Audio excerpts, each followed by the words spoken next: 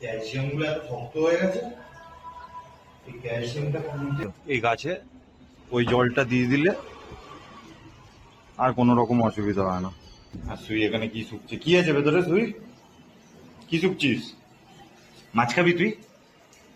তুই আমার অ্যাকোয়ারিয়ামের পোষা মাছগুলো খেয়ে নিবি? হ্যাঁ।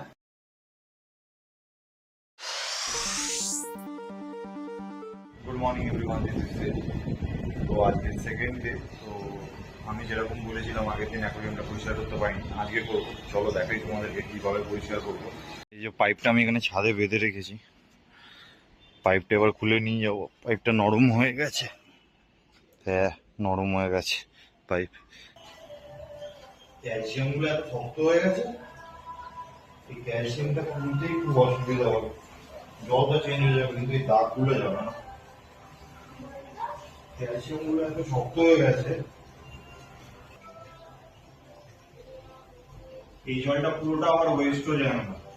এর কিছুটা অংশ বারান্দায় যে আমাদের গাছ আছে ওখানে, কারণ এই জল থেকে যেগুলো বেরায় ওগুলোকে নাইট্রেট বলে, আর নাইট্রেট হচ্ছে কি গাছের খাবার। তো এই সাইকেলটা চলতে থাকে। তো যাদের বাড়িতে গাছ আছে আর অ্যাকোয়ারিয়াম আছে তাদের এটা খুব বেনিফিট, যে অ্যাকোয়ারিয়াম জল গাছে দিলে গাছের আলাদা করে খাবার কিনতে লাগে না, খাদ কিনতে লাগে না। এই গাছে ওই জলটা দিয়ে দিলে আর কোনো রকম অসুবিধা হয় না। গাছের খাবারও গাছ পেয়ে গেল, আলাদা করে খাবারও কিনতে হলো না। কেন কি এই জলে ভর্তি পরিমাণে নাইট্রেট থাকে। এতদিন বাদে জল চেঞ্জ করছি তো প্রচুর পরিমাণে নাইট্রেট থাকে। সিয়া পানিশমেন্ট পেয়েছে, খাঁচার ভেতরে বিশাল বদমাইশি করছিল, ঘুম থেকে উঠতেই দৌড়া দৌড়ি, লাইট নাড়ানো শুরু। আর সুই এখানে কি শুকছে? কি আছে ভেতরে? সুই কি শুকছিস? মাছ খাবি তুই? তুই আমার অ্যাকোয়ারিয়ামের পোষা মাছগুলো খেয়ে নিবি? হ্যাঁ বল। দেখো অ্যাকোয়ারিয়ামটাকে ঘষার পরে, শ্যাওলাগুলো তোলার পরে জলটা কতটা ঘোলা হয়ে গেছে। এও বুঝতে পেরেছে যে এখন জল চেঞ্জ হবে। পুরো অ্যাকোয়ারিয়াম ফাঁকা হয়ে গেছে, বুঝতে পেরেছে। স্পঞ্জটাকে এখানে চেপে নেবো, এই জলেই পরিষ্কার করে নেবো। তাহলে জলের মধ্যে যে বায়োমিডিয়াগুলো আছে, স্পঞ্জে যেগুলো আছে ওইগুলো কোথাও যাবে না, এখানেই রয়ে যাবে। এখান থেকে পাইপটা পুরো এখন যাচ্ছে হচ্ছে গিয়ে এইখান থেকে বাথরুমে, বাথরুমে চলে যাবে জল। এখান থেকে জল পুরো পাস হয়ে যাবে অটোমেটিক। এবার আমাকে আর কিছু করতে হবে না, আমার কাজ মোটামুটি হয়ে গেছে। জলটা এবারে নেমে গেলে ওখান থেকে নতুন জল ছাড়বো, আর এর ওপরের যে টপ ফিল্টারটা আছে এই ফিল্টারটাকে পরিষ্কার করবো। আর সোনা এখন পুজো দিচ্ছে।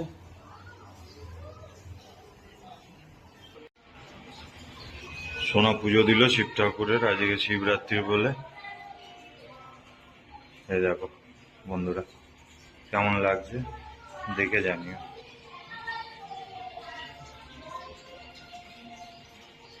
এবার এটা দিয়ে যত ক্যালসিয়াম এখানে দেখছো অ্যাকোয়ারিয়ামে সব ক্যালসিয়াম তুলবো, এটাই হচ্ছে মেন কাজ।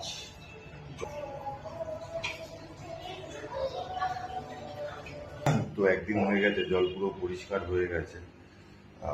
সন্ধ্যাবেলায় অনেকটা জল পরিষ্কার হয়ে গেছিল, 24 ঘন্টার পরে এখন যদি আমি দেখাই পুরো ক্লিন হয়ে গেছে। খালি এইগুলো এখানে কিছু বাকি রয়ে গেছে, দেখাই যাচ্ছে। পুরো ক্যালসিয়াম যায়নি, চেষ্টা করেছিলাম কিন্তু পুরোটা উঠছে না। এবার রিস্ক লাগছে, বেশি জোরে কাঁচে প্রেশারও দেওয়া যাচ্ছে না। তো যতটা পেরেছি পরিষ্কার করে দিয়েছি, তুলে দিয়েছি ক্যালসিয়াম। এখন এ অনেক অ্যাক্টিভ, অনেক ভালো আছে, প্রচুর অ্যাক্টিভ এখন।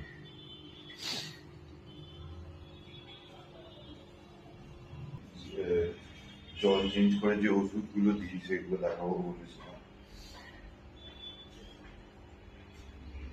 একটা এটা দিই, বাবলস অ্যান্ড ট্রাভেলস এর নেচার কেয়ার জল চেঞ্জ করার পরে মাছ এসে এলে।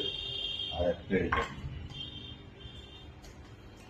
এটা হচ্ছে ক্লোরিন, অ্যান্টি ক্লোরিন। জলে যে ক্লোরিন থাকে ওই ক্লোরিনটাকে চেঞ্জ করবে। এই দুটো মানে এসেনশিয়াল সল্ট।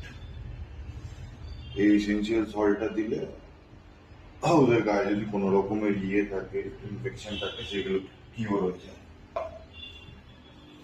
বেসিক্যালি এটা সব থেকে বেশি লাগে হচ্ছে ফ্লাওয়ারামের জন্য। তো আমার মিস্টার বিস্টের এই ব্লগ বেসিক্যালি এই ব্লগটা ওর উপর দিয়েই গেছে।